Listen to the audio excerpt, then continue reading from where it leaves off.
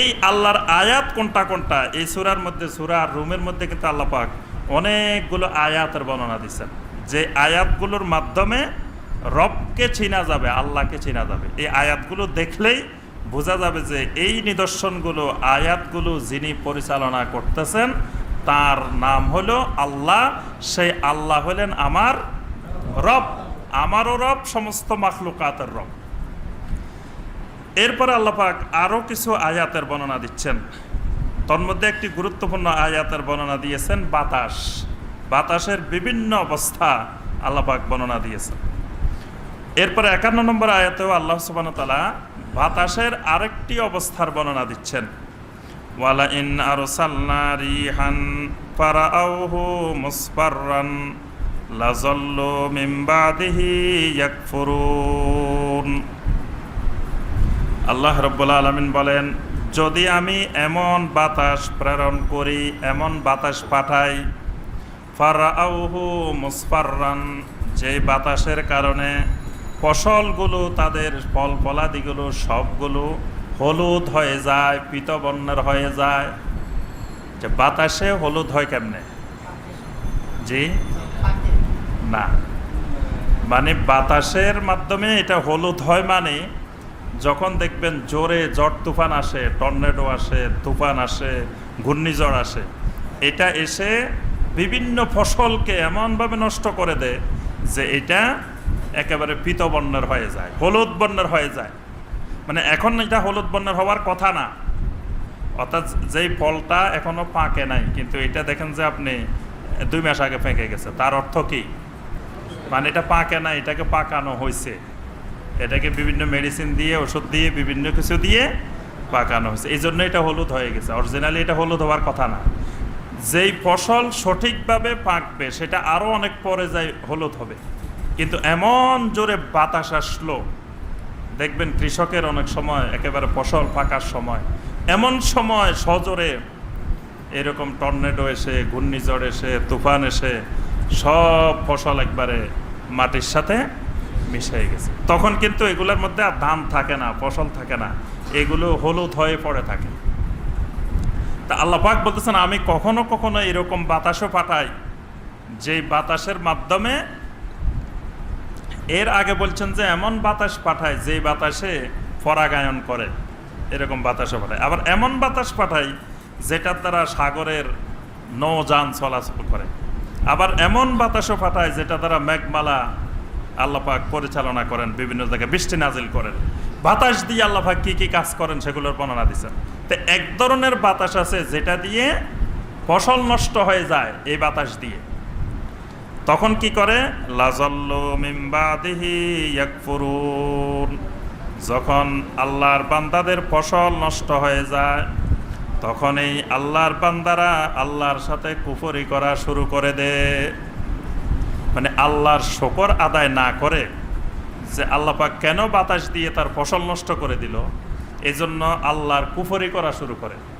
কুফরি করা মানে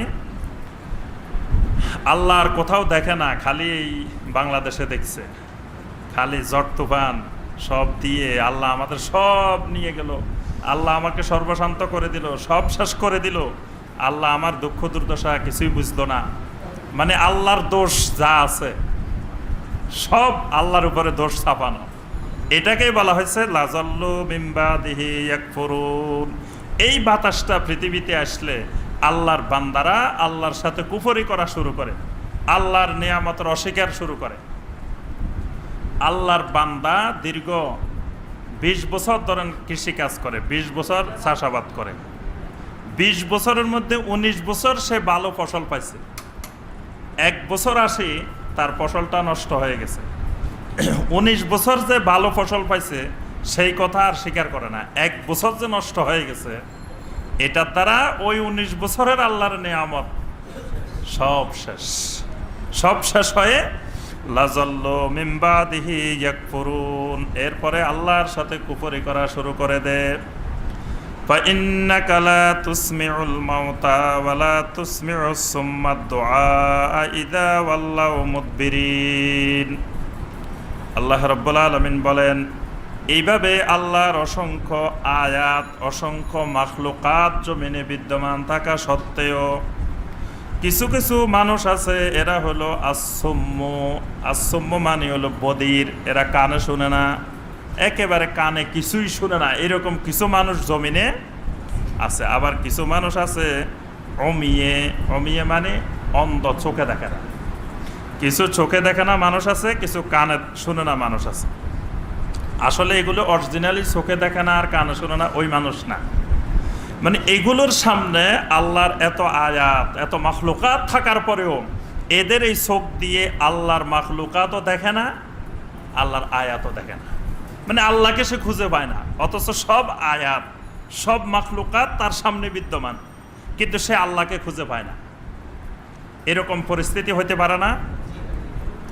এই জন্য আল্লাহ পাক এদেরকে বলছেন এরা বধির, এরা অন্ধ, এরা কোনো কিছু দেখতেও পায় না আল্লাহর আয়াত, এরা কোনো কিছু শুনতেও পায় না। বরং এই অন্ধ আর বধির হইতে হইতে এক সময় এরা হয়ে যায় মাওতা। মাওতা মানে কি? বাংলা আরবিও জানে না। মাওতা মানে মাওত, মৃত, মানে মারা গেছে, মৃত ব্যক্তির মতো হয়ে যায়। মানুষটা জীবিত কিন্তু আসলেই মৃত, মানে তার কানেও কোনো কাজ করে না, তার চোখেও কোনো কাজ করে না। মানে এখানে আল্লাহ পাক ঈমানগত দিক থেকে মৃত্যু বুঝানিছে, মানে সে মৃত মানুষের মতো, জীবিত মানুষের বৈশিষ্ট্য তার মধ্যে আর বিদ্যমান থাকে না। এই জন্য আল্লাহ পাক বলছেন ফাইন্নাকা লা তুসমিউল মাউতা, এ রাসূল আপনি মৃত ব্যক্তিদেরকে কোনোদিন শোনাইতে পারবেন না। এখানে মৃত ব্যক্তি মানে অরিজিনাল মাইয়াত না, এখানে মৃত ব্যক্তি মানে জীবিত লোক, কিন্তু সে আল্লাহর আয়াতও দেখে না, আল্লাহর আয়াত শুনেও না। এগুলাকে আল্লাহ বলছেন এরা মাইয়াত। ফাইন্নাকা লা তুসমিউল মাউতা, রাসূল আপনি মৃত ব্যক্তিদেরকে কিছু শোনাইতে পারবেন না। এখন যারা অরিজিনালি মাইয়াত, যারা মৃত ব্যক্তি, তারা কি কিছু শুনে? শুনে। মৃত ব্যক্তি শুনে, এই কথা অসংখ্য হাদিসে আসছে। মাইয়াতকে যখন কবরের দিকে নিয়ে যাওয়া হয়, মাইয়াত তখন অনেক কিছু বলে এবং আমাদের অনেক কথাবার্তা মাইয়াত শুনে, কিন্তু মাইয়াতের কথা আমরা শুনি না, আমাদের কথা মাইয়াত বুঝলেও মাইয়াত জবাব দিতে পারে না। বদরের যুদ্ধের পরে, বদরের যুদ্ধে যে মানুষগুলো মারা গেছে, যে কাফেরগুলো বদরে নিহত হয়েছে, এগুলাকে বদরের পাশে কোলাইব নামে একটা জায়গা আছে, কোলাইবে বদর, ওই জায়গার মধ্যে এগুলাকে দাফন করা হয়েছে, এগুলাকে ওই গর্তের মধ্যে ফেলে দেওয়া হয়েছে। নবী সাল্লাল্লাহু আলাইহি সাল্লাম 3 দিন পরে ওই গর্তের পাশ দিয়ে হেঁটে হেঁটে যাচ্ছেন আর বলতেছেন, এই অমুক, নাম ধরে ধরে বদরের যেসব বড় বড় শয়তান, বড় বড় কাফেরগুলো মারা গেছে, সেগুলোকে নাম ধরে ধরে নবী সাল্লাল্লাহু আলাইহি সাল্লাম ডাকতেছেন, ডেকে ডেকে বলতেছেন, হেই আবু জাহেল, হেই অমুক, হেই অমুক, কত দাপট, কত ক্ষমতা, কত দম্ভ ছিল, আজকে কোথায়? কি খবর তোমাদের? তোমাদের অবস্থা কেমন হইতেছে? নবী সাল্লাল্লাহু আলাইহি সাল্লাম এগুলো বলতেছেন। এই হাদিস থেকে মুহাদ্দিসিনে কেরাম দলিল পেশ করছেন, মুশরিকদের কবর জিয়ারত করা জায়েজ। মুশরিকদের কবর জিয়ারত করা জায়েজ, তবে মুশরিকের জন্য দোয়া করা যাবে না, জিয়ারত করতে পারবেন। জিয়ারত মানে সাক্ষাৎ, মুশরিকদের কবরস্থানে যাইতে পারবেন, কিন্তু মুশরিকের জন্য দোয়া করা যাবে না। যাই বলবেন যে এই বেয়াদব, দুনিয়াতে কত ক্ষমতা দেখাইছিলি, কত ইয়া দেখাইছিলি, শক্তির দাপট, আজকে কি খবর, কি অবস্থা কবরের মধ্যে, এইগুলা বলতে পারবেন সেখানে যাই, এটা সুন্নাত। কিন্তু ওই মুশরিকের জন্য দোয়া করা যাবে না। নবী সাল্লাল্লাহু আলাইহি ওয়াসাল্লাম এই কথাগুলো বলতেছিলেন, তখন আব্দুল্লাহ ইবনে আব্বাস রাদিয়াল্লাহু তাআলা আনহু বলেন যে ওমর রাদিয়াল্লাহু তাআলা আনহু এসে নবী সাল্লাল্লাহু আলাইহি ওয়াসাল্লামকে বললেন, ইয়া রাসূলুল্লাহ, আপনি এগুলা কাফেরদেরকে বলতেছেন, কাফেররা কি আপনার এই কথাগুলো শুনতেছে নাকি? মাইয়াতারা কি আপনার এই কথাগুলো শুনতেছে আপনি যেগুলো বলতেছেন? আল্লাহ রাসূল সাল্লাল্লাহু আলাইহি ওয়াসাল্লাম বলেন, শোনো, আমার এই কথাগুলো তোমরা না যেভাবে শুনতেছ, তার থেকে ওই মাইয়াতারা আরো বেশি শুনতেছে। ওই মাইয়াতারা আমার কথাগুলো তোমাদের থেকে বেশি শুনতেছে, কিন্তু ওয়ালাকিন লা ইস্তাতিউনা ইজাবাতুহুম, কিন্তু তারা জবাব দেওয়ার ক্ষমতা তাদের নাই। মানে জবাব দিলে ওই জবাব দিয়ে আমার কথাগুলো জবাব দিবে, আমাদেরকে শোনাবে, এই ক্ষমতা তাদের নাই, কিন্তু তারা আমার কথাগুলো শুনতেছে। তো এখানে প্রমাণিত হয় যে মাইয়ে তারা শুনে। এরকম আরো অনেকগুলো হাদিস আছে যেগুলোর মাধ্যমে বোঝা যায় কবরস্থানে গিয়ে মাইয়েতকে সালাম দিলে, মাইয়েতের জন্য দোয়া করলে মাইয়েত সেটা শুনতে পায়। কিন্তু এখানে আল্লাহ সুবহানাহু ওয়া তাআলা বলছেন যে মাইয়েতের কথা, এই মাইয়েত বলতে জীবিত মাইয়েত। বা ইন্নাকা লা তুসমিউল মাউতা, রাসূল আপনি মৃত ব্যক্তিদেরকে শোনাতে পারবেন না। ওয়ালা তুসমিউস সুম্মাদ দুআ, আপনি ওই সকল বদিরদেরকে কখনো শোনাইতে পারবেন না। ইদা ওয়াল্লাউ মুদবিরিন, যখন তারা পিছনের দিকে ফিরে চলে যায়, তাদেরকে যত ডাকবেন তারা তাদের কানে শুনবে না। অর্থাৎ তাওহীদের দাওয়াত, সুন্নাহর দাওয়াত, রাসালাতের দাওয়াত যত দিবেন তারা পিছনে ফিরে চলে যাবে, আপনার আওয়াজ শুনবে না। ওয়ামা আনতা বিহাদিল উমিয়ান দালালাতিহিম, অন্ধ মানুষদেরকেও আপনি তাদের গোমরাহি থেকে হেদায়েত দান করতে পারবেন না। অন্ধ যারা হয়ে গেছে, যারা চোখে দেখে না, চোখে দেখে না বলতে মানে তাদের চোখে আল্লাহ দেখে না, আল্লাহর আয়াত দেখে না, আল্লাহর দিন দেখে না, আল্লাহর কোরআন দেখে না, এদেরকে আপনি যতই হেদায়েত দিবেন, আপনি ওয়ামা আনতা বিহাদি, আপনি এদেরকে হেদায়েত দিতে পারবেন না। ইন তুসমিউ ইল্লা মান ইউমিনু বিআয়াতিনা ফাহুম মুসলিমুন, আপনি শুধুমাত্র ওই মানুষগুলোকে শোনাইতে পারবেন যেই মানুষগুলো আমি আল্লাহর আয়াতের প্রতি ঈমান এনেছে। ফাহুম মুসলিমুন, খালি ঈমান আনে নাই, একেবারে কঠিনভাবে আত্মসমর্পণ করেছে। সুবহানাল্লাহ। যারা মুসলিমুন, মুসলিমুন মানে খালি আত্মসমর্পণ না, একেবারে পরিপূর্ণরূপে ফিসসেলমে কাফা, একেবারে পুরাপুরি সম্পূর্ণরূপে যারা আত্মসমর্পণ করছে আল্লাহর কাছে, যে আল্লাহ তুমি যেটা বলো সামেনা ওয়া আতানা, আমরা শোনার জন্য আর মানার জন্য তৈরি, এই মানুষগুলোর নাম হলো মুসলিমুন। এরা মুসলিম, এরা আল্লাহর কাছে পরিপূর্ণরূপে আত্মসমর্পণকারী। তা আল্লাহ পাক বলতেছেন যেই মানুষগুলো আমার আয়াতের প্রতি ঈমান এনে পরিপূর্ণরূপে আমার কাছে আত্মসমর্পণ করছে, আপনি শুধু ওই মানুষগুলোকে শোনাইতে পারবেন। আল্লাহুল্লাযী খালাকাকুম মিন দাফিন সুম্মা জাআলা মিন বাদি দাফিন কুওয়া সুম্মা জাআলা মিন বাদি কুওয়াতিন দাফান ওয়া শাইবা। আল্লাহু আকবার। 54 নম্বর আয়াতে কারিমা হলো আল্লাহ রাব্বুল আলামিনের আরেকটা পরিচয়। কোরআন জুড়ে শুধু আল্লাহর মারিফত, আল্লাহর পরিচয়। আল্লাহ পাক বারবার বিভিন্নভাবে আল্লাহর পরিচয় দিচ্ছেন। আল্লাহটাকে, আল্লাহকে চিনাচ্ছেন, আল্লাহর পরিচয় দিচ্ছেন। এই জন্য দেখবেন কোরআন জুড়ে খালি আল্লাহুল্লাযী, আল্লাহুল্লাযী, আল্লাহ তো তিনি, আল্লাহ তো তিনি, আল্লাহ সেই। এখানে আল্লাহ পাক বান্দাকে বলতেছেন আল্লাহ কোথায় খুঁজে পাওয়ার বড় মাধ্যম হলো মানুষ। মানুষের মধ্যে আল্লাহকে খুঁজে পাওয়া যায়। অর্থাৎ মানুষের দিকে তাকাইলে, তোমার নিজের দিকে তাকাইলে তোমার মধ্যে আল্লাহ আছে, মানে আল্লাহর আয়াত আছে। তোমাকে দেখলে তুমি আল্লাহকে খুঁজে পাবা। এই জন্য আল্লাহ সুবহানাহু ওয়া তাআলা মানুষকে সৃষ্টি করেছেন 4টি অবস্থা করে। মানুষের জীবনের হায়াতের স্তর হলো কয়টি? 4টি। একটি স্তর হলো তুফুলা। তুফুলাটা হলো একবার জন্মের পর থেকে শুরু করে সর্বোচ্চ 15 বছর, এই হায়াতটার নাম হলো হায়াতুত তুফুলা। তুফুলা মানে শিশুকাল, শৈশব। কিন্তু আমাদের দেশের শিশু আবার 18 বছর পর্যন্ত, বাংলাদেশের শিশু 18 বছর। আমরা এর আগে বলছি না বাংলাদেশের শিশুদের আবার ছেলে মেয়েও হয়, বাংলাদেশের শিশুদেরও ছেলে মেয়ে হয়। অর্থাৎ 18 বছর হইল বাংলাদেশের শিশু। কিন্তু ইমাম আবু হানিফা রহমতুল্লাহের মত হলো সর্বোচ্চ 15 বছর, অন্যান্যদের মত হলো সর্বোচ্চ 14 বছর। 14 বছর পরে যদি তার কোনো বালেগ হওয়ার লক্ষণ প্রকাশ নাও হয়, তাও সে বালেগ। আর শুধু হানাফি মাযহাবে 1 বছর বেশি, 15 বছর সর্বোচ্চ সীমা। অন্যদের মত হলো 14 বছর। তাহলে এই 15 বছর পর্যন্ত এই হায়াতটাকে কি বলে? শিশুকাল, শৈশবকাল। 15 থেকে শুরু করে 40 এই হায়াতের নাম হলো যৌবনকাল, শাবাব, হায়াত শাবাব, যৌবনকাল। তাহলে শিশুকাল কয় বছর?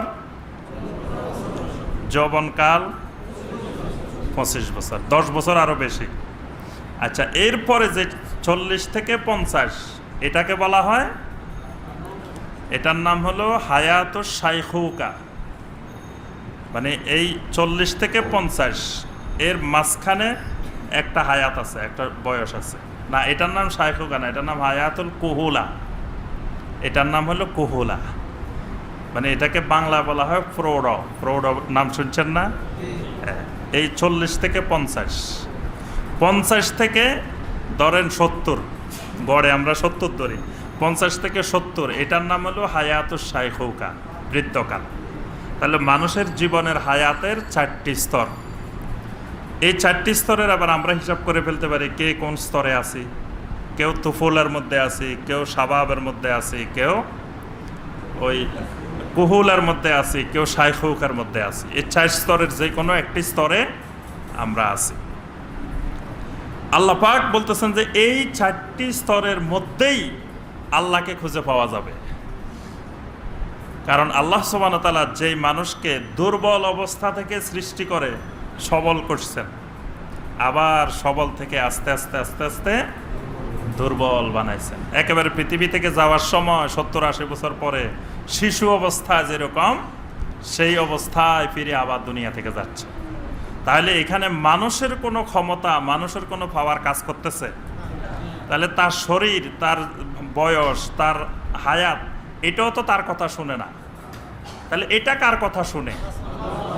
এটা চিন্তা করলে সে আল্লাহকে খুঁজে পাবে। মানে তার নিজের মধ্যেই আল্লাহকে খুঁজে পাবে। যে আমি চেষ্টা করতেছি আমার দাড়িগুলা, চুলগুলা যেন সাদা না হয়। সবাই কিন্তু চেষ্টা করে, সাদা হইলেও কতভাবে লুকানোর চেষ্টা করে, কালো বানাই। দেখবেন যে কালো বানায় যাতে সাদা মানুষ না দেখে। মানে বৃদ্ধ হইতে চায় না, সবাই চায় যুবক থাকবে সারা জীবন, যুবক 80 বছরও যুবক, 80 বছরও যুবক থাকতে চায়, বৃদ্ধ কেউ চায় না। এই জন্য সাদা দাড়ি প্রকাশ করতে চায় না।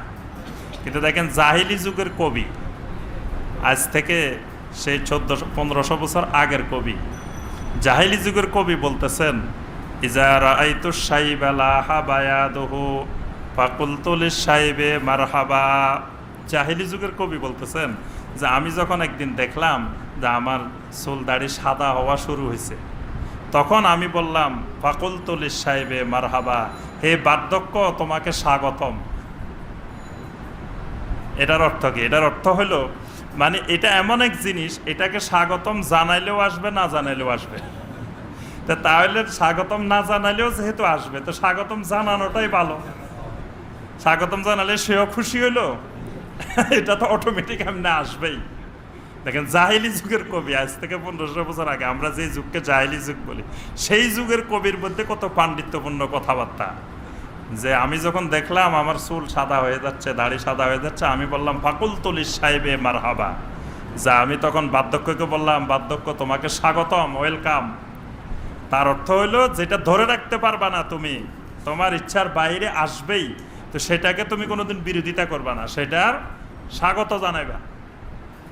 তাহলে মানুষের এই যে যৌবন, বার্ধক্য একের পর এক যে আসতেছে, এটা মানুষ ধরে রাখতে পারে না, তার কথা শুনে না। তাহলে কার কথা শুনতেছে? নিশ্চয় কারো একজনের কথা শুনতেছে। যার কথা শুনতেছে তার নাম আল্লাহ। আল্লাহ পাক এইভাবে আল্লাহর পরিচয় দিচ্ছেন 54 নম্বর আয়াত। মিশরে কায়রো শহরে বিশাল একটা ভাস্কর্য আছে। এই ভাস্কর্যের নাম হলো আবুল হাওল। ভাস্কর্যের নাম কি? আবুল হাওল। আবুল হাওলটা কি? আবুল হাওলটা হলো একটা ভূতের নাম। ভূতের নাম শুনছেন? ভূত চিনেন? ভূতের অভিজ্ঞতা হয় নাই এরকম বাঙালি খুব কম আছে।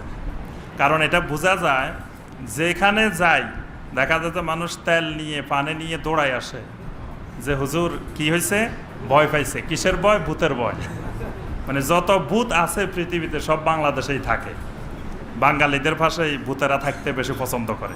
এই জন্য সব জায়গায় খালি ভয় আর ভয়, ভূতের ভয়।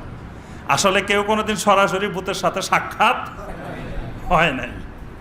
আচ্ছা, যাই হোক, মিশরে এইরকম একবার এই আবুল হাওলের ভয়ঙ্কর আক্রমণ, ভূতের আক্রমণ, ভূত মিশরের লোকদেরকে অতিষ্ঠ করে ফেলছে একবার। এখন ভূতের এই ভূতটার বৈশিষ্ট্য কি? এই ভূতটা কি করে, যার সাথে দেখা হয় হঠাৎ করে জঙ্গল থেকে বের হয়, মানে সবাই দেখে না, হঠাৎ করে একজন দেখে। দেখার পরে আবুল হাওল এই ভূতটা সামনে আসে বলে, যায় শোনো, তোমাকে একটা প্রশ্ন করব, উত্তর দিতে পারলে তাহলে তুমি আমার থেকে রক্ষা পাইবা, উত্তর যদি না দিতে পারো তোমাকে আমি মেরে ফেলবো। এই জন্য কত লোক যে আবুল হাওলের হাতে মরে গেছে তার হিসাব নাই মিশরে। মানে বিষয়গুলো সব কাল্পনিক, আসলে কে মরছে। এখন আবুল হাওল কি প্রশ্ন করে? আবুল হাওলের প্রশ্ন হলো যে পৃথিবীতে এমন একটা প্রাণী আছে যেই প্রাণী সকালবেলায় 4 পায়ে হাঁটে, দুপুরবেলায় 2 পায়ে হাঁটে, সন্ধ্যাবেলায় 3 পায়ে হাঁটে। এই প্রাণীটার নাম বলো। এটাই আবুল হাওলের প্রশ্ন হইল, এটা যে পৃথিবীতে এমন একটা প্রাণী আছে যেই প্রাণী সকালবেলায় 4 পায়ে দিয়ে হাঁটে, দুপুরবেলায় 2 পায়ে হাঁটে, আবার বিকালবেলায় 3 পায়ে হাঁটে। তো এই মিশরের কোনো লোক এটার উত্তর দিতে পারে নাই।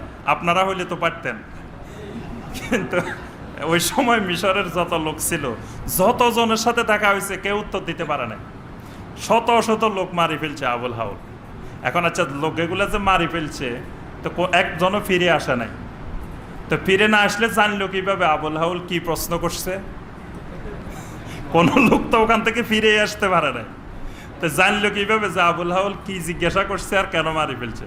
আচ্ছা, সর্বশেষ এই আবুল হাওলের অত্যাচার থেকে রক্ষা পাওয়ার জন্য ওই যুগের বাদশাহ ঘোষণা দিল যে যেই লোক এই প্রশ্নের উত্তর দিতে পারবে তাকে এই রাষ্ট্রের ক্ষমতা দিয়ে দেওয়া হবে। তখন একজন সাহসী যুবক, সে বলছে আমি পারবো, আবুল হাওলের প্রশ্নের উত্তর দিতে পারবো। তা আবুল হাওলের প্রশ্নের উত্তর কি?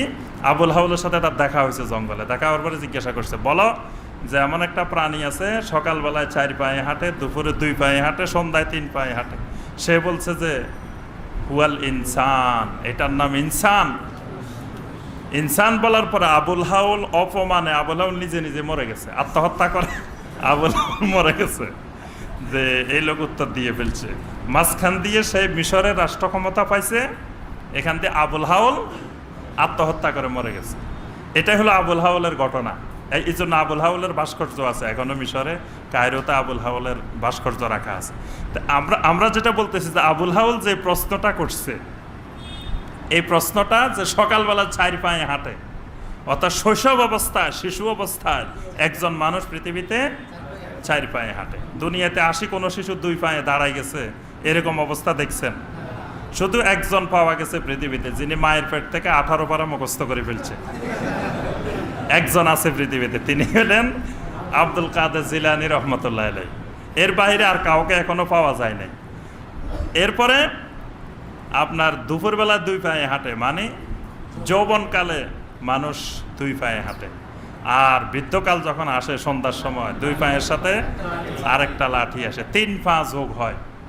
এই জন্য আবুল হাওলের প্রশ্নটা কিন্তু খুব বুদ্ধিভিত্তিক প্রশ্ন। হ্যাঁ, আল্লাহ সুবহানাহু ওয়া তাআলা এখানে আল্লাহর পরিচয় দিচ্ছেন যে আল্লাহ তোমাকে সকালবেলায় 4 পায়ে হাঁটান, দুপুরবেলায় 2 পায়ে হাঁটান, সন্ধ্যায় 3 পায়ে হাঁটান, আবার মাগরিবের পরে 4 পায়ে 8 পায়ে হাঁটান। যখন ওই আপনি কবরস্থানের দিকে যান তখন আর 3 পা 4 পাও থাকে না, তখন 8 পা হয়ে যায়। তখন আপনার ওজন আগের থেকে আরো বেড়ে যায়।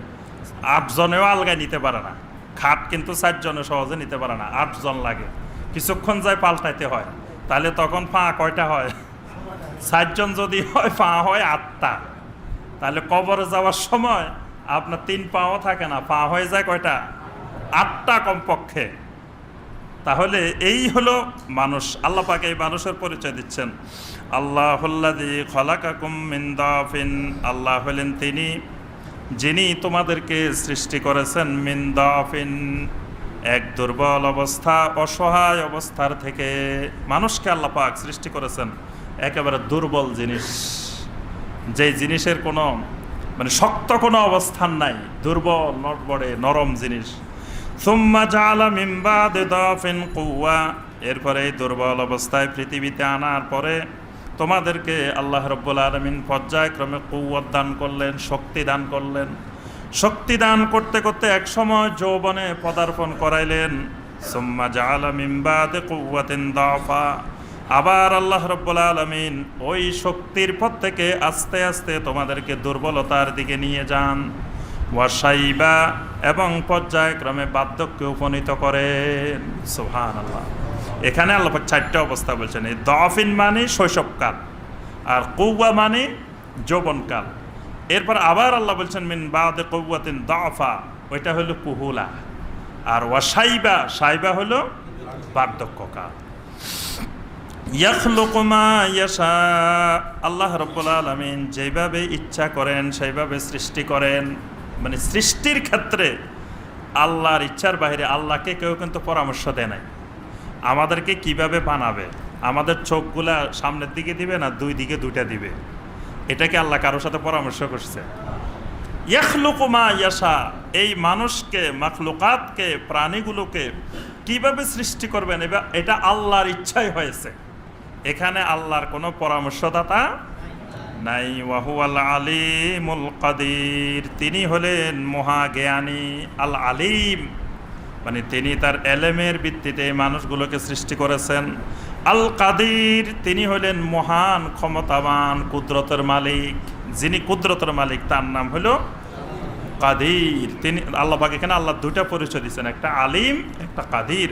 অর্থাৎ আল্লাহ পাক বলতে চাচ্ছেন আমি মানুষদেরকে বানিয়েছি আমার এলেমের ভিত্তিতে এবং আমার কুদরতের ভিত্তিতে, আমার ক্ষমতায়, আমার এলেমে বানাইছি।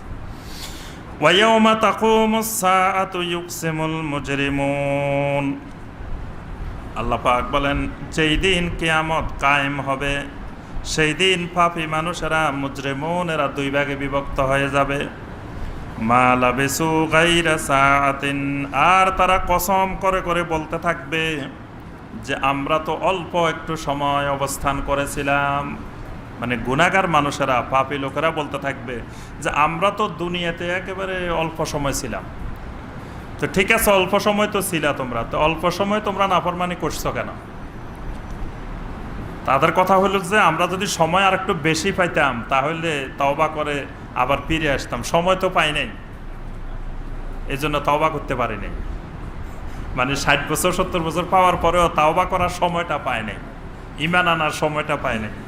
কাযালিকা কানু ইউফাকুন, আল্লাহ রাব্বুল আলামিন বলেন এইভাবেই ওই মুজরিমুনদেরকে, পাপী মানুষগুলোকে ধোঁকায় নিপতিত করা হয়, সন্দেহে নিপতিত করা হয়।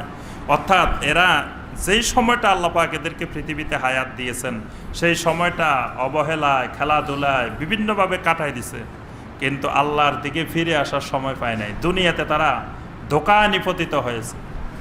ওয়াকালাল্লাযীনা উতুল ইলমা ওয়াল ঈমান, আর যে মানুষগুলোকে আল্লাহ রাব্বুল আলামিন ইলম দিয়েছেন আর ঈমান দিয়েছেন, সুবহানাল্লাহ। পৃথিবীতে এক শ্রেণীর মানুষ আছে আল্লাযীনা উতুল ইলমা ওয়াল ঈমান, আল্লাহ পাক ইলম দিয়েছেন, ঈমান দিয়েছেন, সুবহানাল্লাহ। তাহলে ইলম আর ঈমানের সাথে গভীর সম্পর্ক আছে। এলেমবিহীন ঈমান হয় না, ঈমানবিহীন এলেম হয় না, এটার গভীর সম্পর্ক। আপনার যদি আল্লাহর ব্যাপারে এলেম না থাকে তো ঈমান আনবেন কিভাবে? এজন্য দেখেন ঈমানের আগে আল্লাহ এলেমের কথা বলছেন।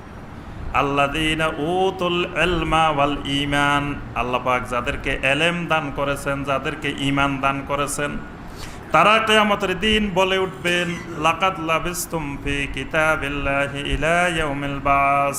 ও আল্লাহর বান্দারা, পাপীরা, আল্লাহ রাব্বুল আলামিনের কিতাবের মধ্যে নির্ধারিত যেই সময় ছিল সেই সময় তো তোমরা দুনিয়াতে ছিলা। ইলা ইয়াউমিল বাস, এই পুনরুত্থান দিবস পর্যন্তই তো তোমরা দুনিয়ায় কাটাইছো, বারজাখী জীবনে কাটাইছো। অর্থাৎ আল্লাহ পাক যেটা তোমাদের জন্য আল্লাহর নির্ধারিত কিতাবের মধ্যে লিখে রেখেছেন সেটাই তো তোমাদের হয়েছে। ফাহাজা ইয়াউমুল বাস, আজকের এই দিন হলো বাসের দিন। বাসের দিন মানে সেখানে বিআরটিসির বাস পাওয়া যাবে নাকি বরিশালের লঞ্চ পাওয়া যাবে? কিয়ামতের দিন কি পাওয়া যাবে?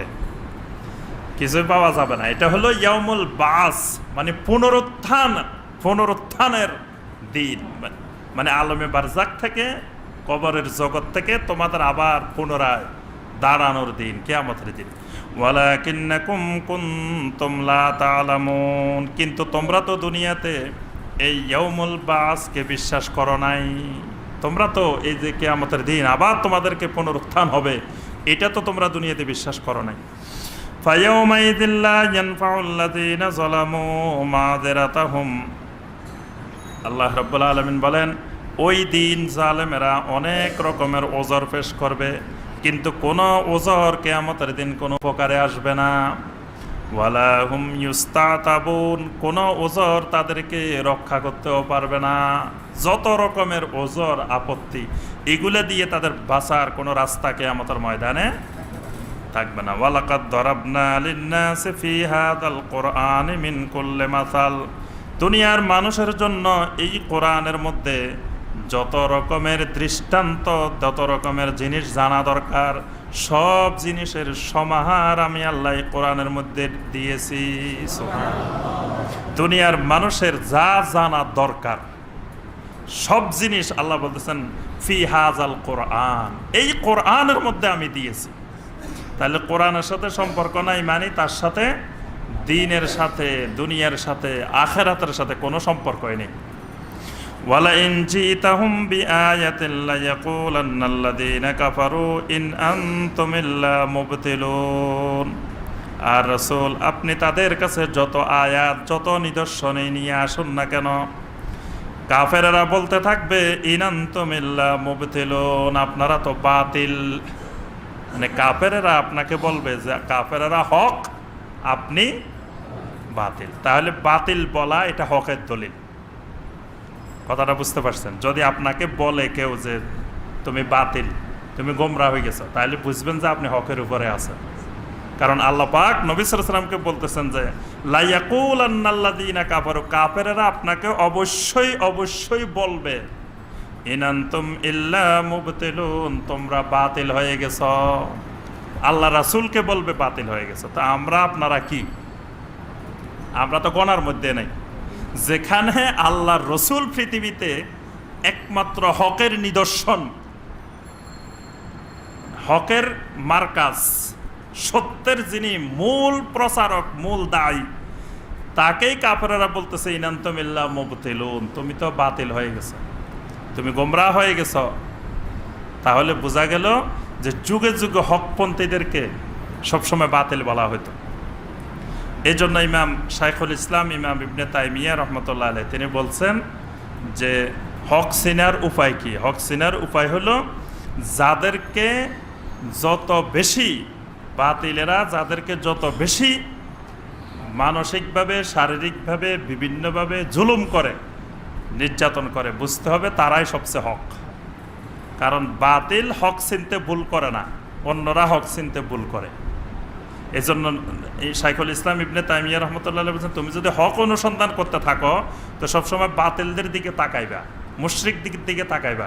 মুশরিকেরা কাদেরকে বেশি মানে খারাপ মনে করতেছে, কাদের প্রতি তারা খুব চড়াও হচ্ছে, বুঝবা যে তারাই বেশি হক। কারণ তুমি সহজে হক চিনবে না, যতটুকু হক চিনবে মুশরিকেরা, বাতিলেরা। কাযালিকা ইয়াতবাউল্লাহু আলা কুলুবিল্লাযীনা লা ইয়ালামুন, আল্লাহ রাব্বুল আলামিন বলেন এইভাবেই আল্লাহ পাক যাদের কাছে এলেম নাই তাদের অন্তরের উপরে মোহর মেরে দেন। তাহলে অন্তরে মোহরটা আল্লাহ পাক মেরে দেন কাদেরকে? আল্লাযীনা লা ইয়ালামুন, যাদের এলেম নাই। এই এলেম মানে কোন এলেম?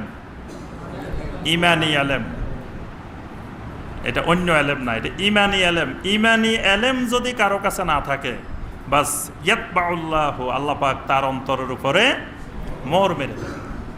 কারণ ঈমানি এলেম না থাকলে তার পক্ষে আল্লাহকে চিনা, দ্বীন চিনা, তারপরে নবী চিনা, এগুলো অসম্ভব বিষয়। তাহলে ঈমানি এলেম কি কি?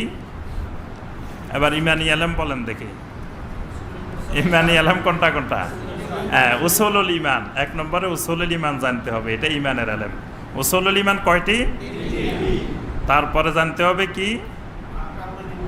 আহকামুল ঈমান, আরকানুল ঈমান। ঈমানের আরকান, আহকাম, এটা জানতে হবে, এটা ঈমানের এলেম। তারপরে জানতে হবে নাওয়াকিদুল ঈমান, ঈমান কি কি কারণে ভঙ্গ হয়ে যায়, ঈমান নষ্ট হয়ে যায়, এগুলা হলো ঈমানী ইলম। এগুলার ব্যাখ্যা বিশ্লেষণ সহ জানতে হবে। এটা জানা সব নারী পুরুষের জন্য ফরজে আইন, ঈমানী ইলম।